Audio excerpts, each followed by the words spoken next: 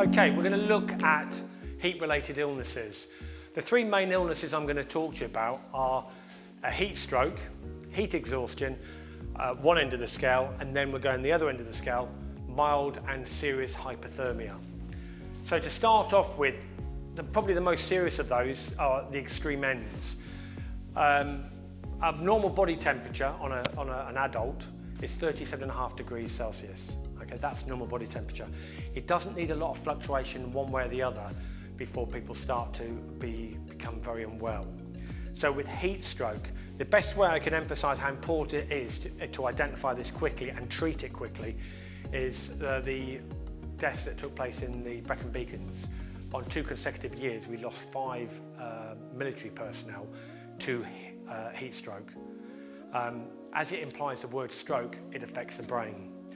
The latter part, the base of the brain, has got a device called the hypothalamus, and that's basically your central control system to regulate your body, your body temperature. If the body goes over a certain temperature, the hypothalamus stops working. Now the body has lots of mechanisms to help treat getting too warm or getting too cold. If you get too warm, you sweat, you get very thirsty, you get flushed. There's all sorts of different things, reactions the body has. Unfortunately, when you get to the realms of being in heat stroke, the hypothalamus stops working, so you stop sweating. So when you can see somebody's clearly not right, they don't actually sweat. Now, what sort of temperatures are we looking at there? For heat stroke, you're looking at 40 plus, 40 to 41 degrees Celsius, which is a serious temperature. Now, you're not going to have a thermometer with you at the time, but what you would expect to be looking for is other symptoms. Classic symptoms for advanced stages of heat stroke is people having a seizure. Think about the activity, the method of injury. Think about what they've been doing that's brought about that heat stroke. So if they've been out exercising, extreme exercising, maybe like with the military guys carrying the big Bergens, that might be the cause of that heat stroke, okay? How do you treat it? You get them out the heat, you call 999, because as soon as you start seeing the signs and symptoms of heat stroke, they need to go to hospital on the hurry up, because if they don't, they're going to die, okay? What else can you do with that? You can try and cool them down. So a towel with water on it, trying to cool them down. You're trying to get their body temperature down. The only thing is when you do this, you've got to do it gradually. You can't just sling them into a mountain lake or something like that, because that's going to have a very negative effect trying to cool them down too quickly. So it's got to be a gradual thing. But obviously getting them out in the sun, stopping the exercise or whatever they're doing that's exerting them, reassure them. If they're responsive, you can give them water, hydrolyte within the water, and just gradually monitor their vital stats whilst you're waiting. Airway and breathing being the most important statistic on the actual casualty to monitor whilst you're waiting for the ambulance to arrive. Heat exhaustion is just basically a much lower level of that. It's normally you'll experience that between 38 to 40 degrees. And that's basically people becoming dehydrated and just too much sun. It's linked in with sunstroke, just too much hot weather. You just need to get them out the heat, get them in shade under a tree or behind rocks or something like that. Get them under a shelter, but try and cool them down. That would be a wet flannel around the neck. Give them some hydrolyte, lots of water, and just reassure them and just monitor their recovery. If they don't recover, then that's where you might consider calling for further help.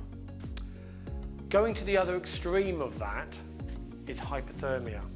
Now, hypothermia I've actually dealt with on the mountain myself. What the causes of hypothermia is where people get wet, increase the chilling factor with wind. So if you've got heavy winds on the mountains, with wet people not wearing the appropriate clothing, so I always say lots of layers, and they've been exerting themselves, maybe climbing up a mountain, or they've been doing water sports. Basically, your normal body temperature is 37.5. With mild hypothermia, it goes down to about 31.5 degrees.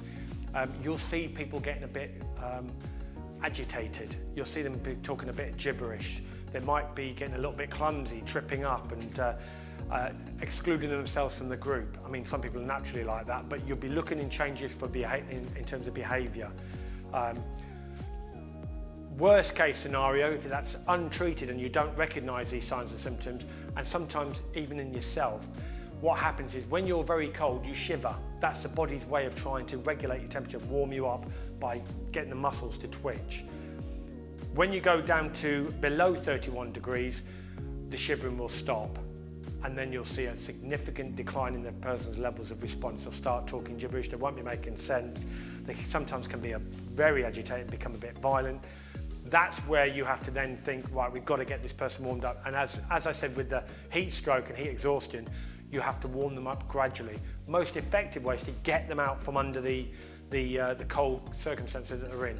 I always carry a group shelter with me on the mountain, get everybody in the group shelter with the casualty. Not only does that have a positive effect physically with everybody's body heat, helping warm them up, get them out the wind and the rain, but also mentally it improves their situation because they've got the whole group around them, reassuring them and giving them a little bit of support. Again, warm drinks. If they're unresponsive, nothing by mouth. Obviously, if somebody does go unresponsive, as I've said before, right at the beginning of the day, any unresponsive casualties are a medical emergency, you call 999. You'd be getting, obviously, if it's in a mountaineering or water-based situation, you'd be getting the mountain rescue out, as well as the police and the ambulance service. The important thing with all of these medical conditions is about spotting the early signs, changes in behaviour. Look at how people that are very cold get very pale and blue. Look at the signs. When I see people dressed inappropriately for the outdoors, I always say, people say, you know, they say to me, I do a lot of whitewater kayaking in the outdoors. People say, you must be nuts, it must be freezing. No such thing as cold weather, it's the wrong clothing. And that's very much the case, both in the summer and the winter, having the appropriate clothing.